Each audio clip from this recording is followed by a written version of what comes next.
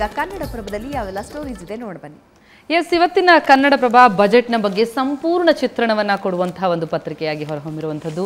ಅದರಲ್ಲೂ ಪ್ರಮುಖವಾಗಿ ಹೆಡ್ಲೈನ್ ಬಹಳ ರೋಚಕ ಆಗಿದೆ.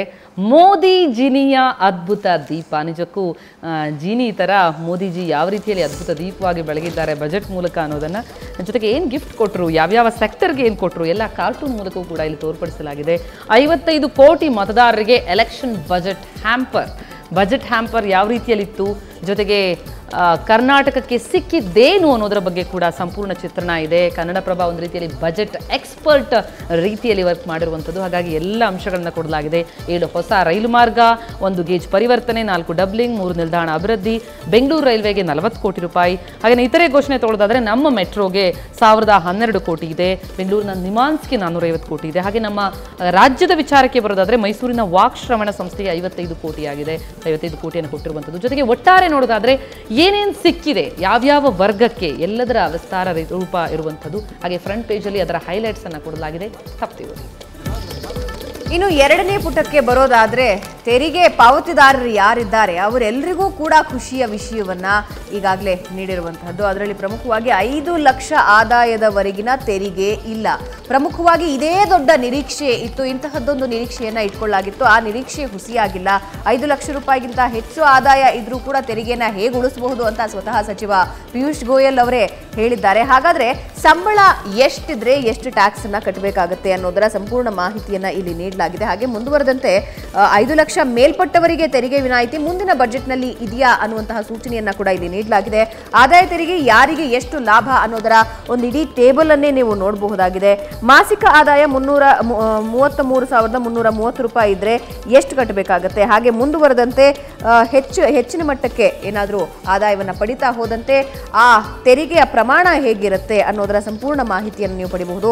ಮುಂದುವರೆದಂತೆ ಹಿರಿಯ ನಾಗರಿಕರಿಗೆ 60 ವರ್ಷ ಮೇಲ್ಪಟ್ಟವರಿಗೆ ತೆರಿಗೆ ಏನಿರುತ್ತೆ, ಅತಿ ಹಿರಿಯ ನಾಗರಿಕರು 80 ವರ್ಷ ಮೇಲ್ಪಟ್ಟವರಿಗೆ ಏನು ತೆರಿಗೆ ಇರುತ್ತೆ, ಸಂಪೂರ್ಣ ಚಿತ್ರಣವನ್ನ 2ನೇ ಪುಟದಲ್ಲಿ ಪ್ರಮುಖವಾಗಿ ಯಾರು ತೆರಿಗೆ ಕಟ್ತಾರೆ ಅವರಿಗಾಗಿಯೇ ಮೀಸಲಿರುವಂತಹ ಪೇಜ್ ಇದು. ಮಿಸ್ ಮಾಡದೆ ಓದಿ.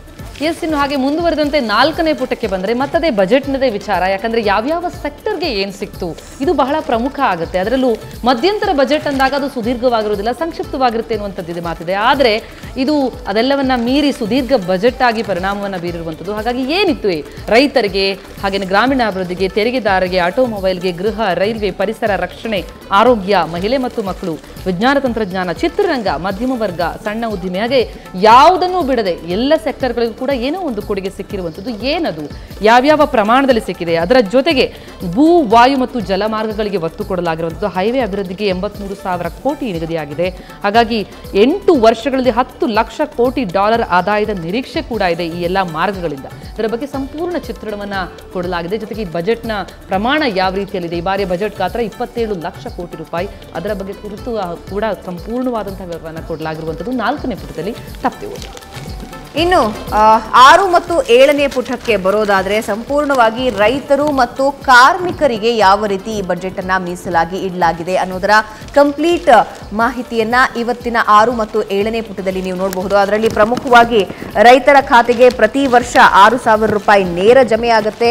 ಲೇವಾದೇವಿಗಾರರ ಬಲೆಯಿಂದ ರೈತರಿಗೆ ನೇರ ನಗದು ರಕ್ಷಣೆಯನ್ನ ನೀಡಲಾಗಿದೆ. ಅಸಂಘಟಿತ ಕಾರ್ಮಿಕರಿಗೆ 3,000 ರೂಪಾಯಿ ಪಿಂಚಣಿಯನ್ನ ನೀಡಲಾಗ್ತಾ ಇದೆ. ಮೀನುಗಾರಿಕೆಗೆ ಪ್ರತ್ಯೇಕ ಇಲಾಖೆ ಇದೆ. ಹಾಗೆ ಪ್ರಕೃತಿ ವಿಕೋಪದಿಂದ ತತ್ತರಿಸಿದ ರೈತರ ಸಾಲಕ್ಕೆ ಬಡ್ಡಿ ಸಬ್ಸಿಡಿಯನ್ನ ನೀಡಲಾಗ್ತಾ ಇದೆ. ಕೃಷಿ ಕ್ಷೇತ್ರಕ್ಕೆ 1.50 ಲಕ್ಷ ಕೋಟಿಯನ್ನ ಮೀಸಲು ಇಡಲಾಗಿದೆ. ಹಾಗಾದ್ರೆ ರೈತರು ಮತ್ತು ಕಾರ್ಮಿಕರಿಗೆ ನಮೋ ನೀಡಿದಂತಹ ಕೊಡುಗೆ ಏನು ಅನ್ನೋದರ ಡೀಟೇಲ್ ಆದಂತಹ ವರದಿಯನ್ನ 6 ಮತ್ತು 7ನೇ ಪುಟದಲ್ಲಿ ಮಿಸ್ ಮಾಡದೆ ಓದಿ. ಎಸ್, ಬಜೆಟ್ ಬಗ್ಗೆ ಇನ್ನೂ ಹಲವಾರು ವಿಚಾರಗಳನ್ನ ಕನ್ನಡಪ್ರಭ ಹಂಚಿಕೊಂಡಿದೆ. ಆದರೆ ಇದೆಲ್ಲದರ ನಡುವೆ ಮತ್ತೊಂದು ಅವಘಡದ ಸುದ್ದಿನ ನಾವು ಮಿಸ್ ಮಾಡೋ ಹಾಗೆ ಇಲ್ಲ. ನಗರದಲ್ಲಿ ಭೀಕರ ವಿಮಾನ ಅವಘಡ ಸಂಭವಿಸಿತು. ಟೇಕ್ ಆಫ್ ವೇಳೆ ಮಿರಾಜ್ 2000 ಯುದ್ಧ ವಿಮಾನ ಪತನ ಆಗಿದ್ದು 2 ಪೈಲಟ್ಗಳು ದುರ್ಮರಣಕ್ಕೀಡಾಗಿದ್ದಾರೆ. ಏನಾಯಿತು, ತಾಂತ್ರಿಕ ದೋಷದಿಂದ ಈ ದುರಂತ ಸಂಭವಿಸಿದಂತೆ ಆ ದುರಂತದ ಬಗ್ಗೆ ಸಂಪೂರ್ಣ ಚಿತ್ರಣ ಇದೆ. ಜೊತೆಗೆ ಪ್ರತ್ಯಕ್ಷದರ್ಶಿಗಳು ಏನನ್ನ ನೋಡಿದ್ರು ಅದೆಲ್ಲದರ ಬಗ್ಗೆ ವಿವರ ಇದೆ. ಇದರ ಜೊತೆಗೆ ನಮ್ಮ ಬೆಂಗಳೂರು ಪ್ರಶಸ್ತಿ, ಇದಕ್ಕೆ ನೀವು ಕೂಡ ಶಿಫಾರಸು ಮಾಡಬಹುದು. 2019ರ 10ನೇ ಆವೃತ್ತಿಯ ನಮ್ಮ ಬೆಂಗಳೂರು ಪ್ರಶಸ್ತಿಗೆ ನಾಮಿನೇಷನ್ ಪ್ರಕ್ರಿಯೆ ಶುರುವಾಗಿದೆ. ಯಾವ ರೀತಿಯಲ್ಲಿ ಸಾಗುತ್ತೆ, ಆನ್ಲೈನ್ನಲ್ಲಿ ಏನೇನು ಹೇಗೆ ಮಾಡಬಹುದು, ಅಪ್ಲಿಕೇಶನ್ ಡೌನ್ಲೋಡ್ ಮಾಡ್ಕೊಳ್ಳುವಂಥ ರೀತಿ ಹೇಗೆ, ಅದರ ಬಗ್ಗೆ ಕೂಡ ಸಂಪೂರ್ಣ ಚಿತ್ರಣ ಇರುವಂಥದ್ದು 10ನೇ ಪುಟದಲ್ಲಿ. ಇದರ ಜೊತೆಗೆ ಇನ್ನು ಹಲವಾರು ಸುದ್ದಿಗಳಿವೆ ಕನ್ನಡಪ್ರಭದಲ್ಲಿ. ಬಜೆಟ್ ಕುರಿತಾಗಿ ಅಂತೂ ಸಂಪೂರ್ಣವಾದಂತಹ ಚಿತ್ರಣ. ನಿಮ್ಮ ಸವಾಲುಗಳು ಏನೇ ಇದ್ರೂ ಉತ್ತರ ಕನ್ನಡಪ್ರಭದಲ್ಲಿದೆ, ತಪ್ಪದೇ ಓದಿ.